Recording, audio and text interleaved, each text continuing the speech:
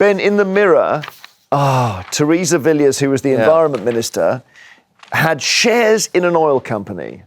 What do you give us the story? So, I mean, this is unfortunate, I suppose, for Theresa Villiers.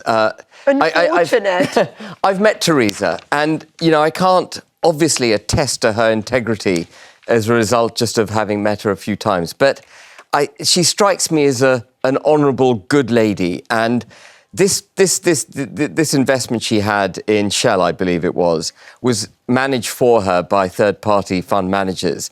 And her argument is she wasn't aware that she actually had triggered the 70,000 minimum limit. But what at which do you point you think, have to. Ben? Come on. Well, I think there's a. No, you can't come on and all of that. You've got to say this is. Can I just finish? So the trigger point for declaring it to the Privileges Committee is £70,000. So it was right on the cusp. Oh, well, that's good then. That makes it really different. Well, I mean, yeah, I was going to say, OK, so I'll tell you what she said, just so we get it clear. A spokesman for her said she's sorry. As Ben has said, the value of shareholdings was not properly monitored.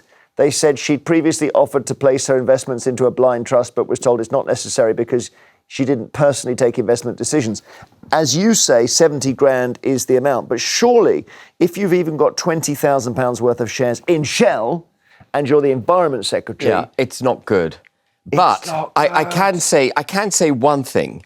Contrary to whatever Yvette Cooper's been spouting and the Labour Party would have us believe, the fossil fuel companies have been taxed to hell. You know, they're paying a 75% corporation tax rate. They do have a windfall tax on them already, people say. They were paying 60%, and now it's up to 70%. You're deflecting from the fact that a Tory MP didn't declare, and that's a lot of money. I'm not, Narinda. I'm not